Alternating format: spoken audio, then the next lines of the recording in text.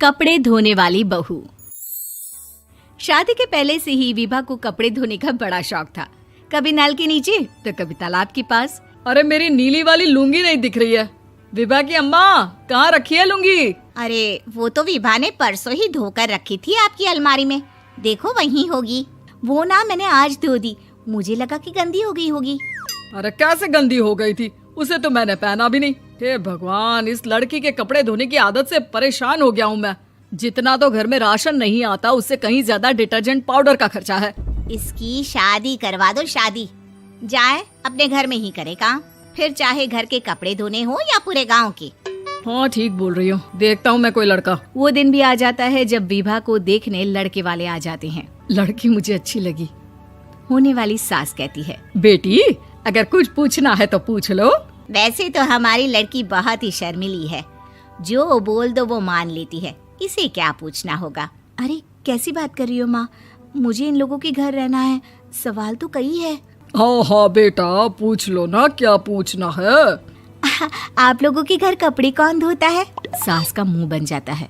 देखो, अगर तुम ये कहना चाहती हो कि तुम्हें कपड़े धोने नहीं आते तो सुन लो, कपड़े मैं ही धोती हूँ, लेकिन तुम्हारे आ जाने के बाद मैं रुमाल तक नहीं धोऊंगी। अरे चुप रहना भाग्यवान, बहू बेचारी घर आई नहीं, उसे डराना शुरू कर दिया। वो क्या है ना बिटिया, अभी तक तो ये कल्लू की माँ ही धोती थी, लेकिन अब तुम्हारे पापा तो दहेज में वॉशिंग मशीन देंगे ही। तभी विभा की माँ बोल पड़ती है, सवाल भी पूछा तो क्या। वैसे भाई साहब, मशीन की तो फिर भी कपड़े धोने की कैपेसिटी होती है। मतलब जो बिटिया दे रहे हैं ना विभा, इसे कपड़े धोने का बहुत शौक है। ये आप लोगों के क्या, आस पड़ोस गांव मोहल्ले सबके कपड़े धो दे और उफ तक ना करे। बाहर देखा नहीं आपने कितने कपड़े सूख रहे हैं? सब हमारी बिटिया ने ही तो धोए हैं। बस भी करो ना माँ, शर्म आ रही इतनी तारीफ सुनकर। और तो और एक दाग निकाल कर दिखाओ तो मान जाओ। हाँ अच्छा, माफ करना बेटा, मैंने गलत समझा। हमें तो रिश्ता बहुत पसंद है। और ऐसे जुड़ जाता है रिश्ता कपड़े धोने का शौक रखने वाली विभा का। उसकी शादी हो जाती है कोयला फैक्ट्री में काम करने वाले कल्लू के साथ। शादी के बाद अचानक विभा चिल्लाती हुई सास के पास आती है। सासू माँ, अरे सासू माँ कहाँ है आप? ये तो धोखा है, धोखा दिया आप लोगों ने मुझे। इसे ससुर के चक्कर के बारे में पता चल गया। अरे तो उसमें तुझे क्यों धोखा मिला है? अरे नल में पानी नहीं आता, कपड़े कैसे कब धुलेंगे? अच्छा, तू पानी नहीं आ रहा उसकी बात कर रही है। तो आपने क्या सोचा? कुछ नहीं। अच्छा, तेरी माँ ने कहा था कि कपड़े धोने का शौक है तुझे, याद आया मुझे। शौक बोलकर कपड़े धोने वाले मेरे जुनून को कम ना आके सासू माँ, कपड़ा धोना मेरा गुरूर है। तभी पति भी वहाँ आ जाता है। अभी मैंने इसे सनी देओल की फिल्म दिखाई है, उसी के डायलॉग मार रही है माँ। अच्छा सुन, साफ साफ बता रही हूँ, पानी सुबह 4 से 6 और शाम को 10 से 12 आता है, समझी? विभा टाइमिंग सुनकर हैरान हो जाती है। ये क्या भूतों का मोहल्ला है? सुबह 4 बजे उठकर कौन कपड़े धोता है? 4 बजे टंकी में पानी जाता है, फिर सारा दिन धोना ना, किसने मना किया? अरे कैसी बात कर रही हैं? 200 लीटर की टंकी में कितने कपड़े धो लूंगी मैं? सुबह ही उठ जाऊंगी मैं। अब क्या था, विभा सुबह 4 से लेकर रात के 12 बजे तक कपड़े ही धोती रहती। एक रोज सास पड़ोस से निकलकर कहीं जा रही होती है कि साथ वाली कहती है, हाँ कल्लू की माँ, जरा ये बताओ कि 2 साड़ी है, 2 ब्लाउज और एक पेटीकोट और एक नाड़े वाला लंबा कच्छा। हाँ तो? अरे तो क्या, कितना लोगी धुलाई ये बताओ। धोबन दिख रहे हैं हम क्या?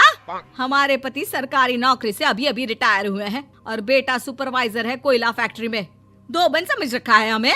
हाय रे कल्लू की अम्मा, माफ कर दो, वो तो मोहल्ले में यही सब बता रहे थे कि तुमने बहू को कपड़ा धुलवाने के काम में लगा दिया है। सास को पड़ोसन की बात सुनकर गुस्सा आ जाता है। वो घर पहुंचती है जहां घर के बाहर ही इतने सारे कपड़े सूख रहे होते हैं जितने कि किसी धोबन के घर पर। अरे ओ कल्लू की दुल्हन, बाहर निकल।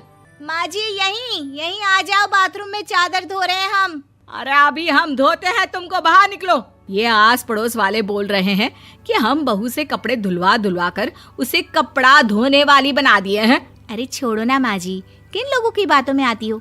आस पास के लोगों का तो काम ही होता है कि वो किसी तरह सास बहू को लड़ा दे।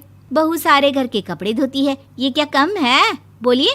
सास को भी लग जाता है कि वो बहू का ये सनकीपन नहीं छुड़वा सकती, इससे अच्छा है कि खुद ही चुप हो जाए। एक रोज सास और बहू मंदिर जाते हैं, जहाँ सास की साड़ी वहाँ खड़ी भीख मांगने वाली से मिलती है। माँ जी क्या बात है, आपकी साड़ी उस भिखारन से कितनी मिल रही है ना? हाँ हाँ देखो तो, दोनों की साड़ी मिल रही है। क्या बात है कल्लू की अम्मा, तुम खुद को तो अफसर की बीवी बताती हो और ऐसी सिंपल सी प्लेन साड़ी पहनकर घूमती हो। सिंपल और प्लेन नहीं है ये साड़ी। तो क्या सोने के धागे से फूल बने हैं? कुछ भी सासू माँ, कुछ भी। हाँ बने थे इस साड़ी में सोने के धागे से फूल। मेरे पति लेकर आए थे मद्रास से स्पेशली मेरे लिए 10,000 की। ताहे भाई साहब इस भिखारन के लिए भी सेम टू सेम साड़ी लेकर आए होंगे 10,000 की। सास उस वक्त तो कुछ नहीं कहती, लेकिन बहू के साथ घर आती है और अलमारी से एल्बम निकाल कर लाती है। ये साड़ी देख रही है, ये वही साड़ी है जिसे मैंने अभी पहना था।